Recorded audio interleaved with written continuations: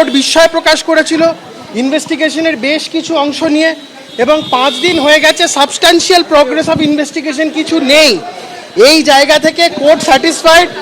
Court নিজের অর্ডারে doctor Sandeep ঘোষের ভূমিকার তীব্র সমালোচনা করেছেন, এবং সেই জায়গা থেকে সন্দীপ ঘোষের ভূমিকার তীব্র সমালোচনা করে কোর্ট গোটা অ্যাডমিনিস্ট্রেটিভ সিস্টেম স্টেটের সেটাকে ভৎসনা করেছে।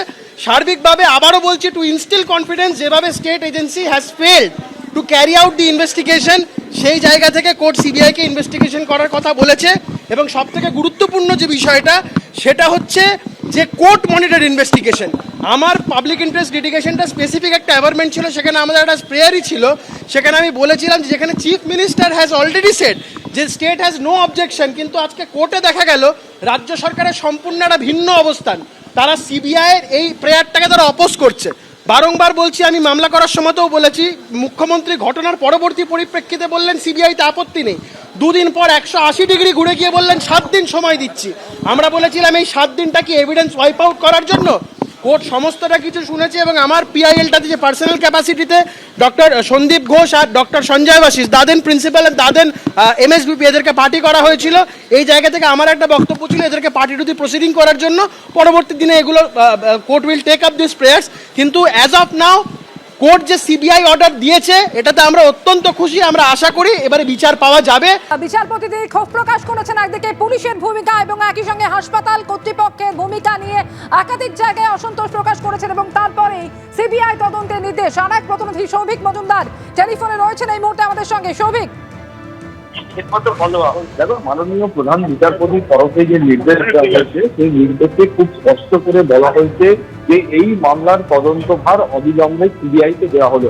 এখন প্রশ্ন উঠবে যে কেন এই মামলার তদন্তভার সিবিআইকে দেওয়া হলো। তার কারণ হলো মাননীয় প্রধান বিচারপতি মনে করছেন যে এই ঘটনার পরে, অর্থাৎ আরজিকরের ঘটনার পরে 5 দিন কেটে গিয়েছে, কিন্তু এখনো পর্যন্ত তদন্তের ক্ষেত্রে কোনো রকম উল্লেখযোগ্য অগ্রগতি নেই। এছাড়াও কলকাতা হাইকোর্ট, যেমনটা তুমি জানো, যে এই শুনানির আগাগোড়া মাননীয় প্রধান বিচারপতি তিনি বলে এসেছেন যে এই ঘটনার ক্ষেত্রে পুলিশের ভূমিকা নিয়ে যেমন প্রশ্ন থাকছে, তার পাশাপাশি প্রশাসনের ভূমিকা নিয়ে প্রশ্ন থাকছে। তার কারণ ওই হাসপাতালের যিনি অধ্যক্ষ ছিলেন সন্দীপ ঘোষ, সেই সন্দীপ ঘোষ ইস্তফা দিলেন।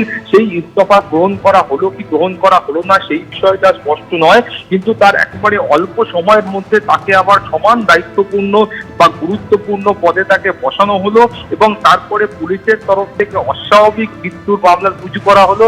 কেন সেই ক্ষেত্রে ওই হাসপাতালের একজন কর্মরত চিকিৎসক, যার ক্ষেত্রে এই ধরনের ঘটনা ঘটেছে, সেই চিকিৎসকের ক্ষেত্রে কেন সুপার বা সেই হাসপাতালের অধ্যক্ষ অভিযোগ জানালেন না? কেন অস্বাভাবিক মৃত্যুর অভিযোগ রুজু করা হলো? সেই একাধিক প্রশ্ন মাননীয় প্রধান বিচারপতি তুলেছেন। তিনি বলেছেন যে এই ঘটনা ঘটার কার্যত সঙ্গে সঙ্গে মানুষের মধ্যে একটা তীব্র প্রতিক্রিয়া দেখা যায়। ওই হাসপাতালের চিকিৎসকরা এবং আশেপাশের যারা ব্যক্তিরা ছিলেন প্রত্যেকেই কিন্তু এটা নিয়ে তাদের ক্ষোভ প্রকাশ করা শুরু করেন, এবং পরিস্থিতি এমন একটা জায়গায় পৌঁছয় যে হাসপাতাল চত্বরের র্যাবকে আনানো হয়, এবং তারপরে এই গোটা বিষয়টা তিনি তার এই নির্দেশনামায় তিনি কিন্তু নোট করেছেন, এবং তিনি বলছেন যে সুপ্রিম কোর্টের যে গাইডলাইন আছে সেই গাইডলাইন মানলে এই ধরনের ব্যতিক্রমী যে ঘটনাগুলো ঘটে, এবং সেই ব্যতিক্রমী ঘটনাগুলোর ক্ষেত্রে, বিরল এবং ব্যতিক্রমী ঘটনার ক্ষেত্রে সিবিআই তদন্তের নির্দেশ দেওয়া যায়।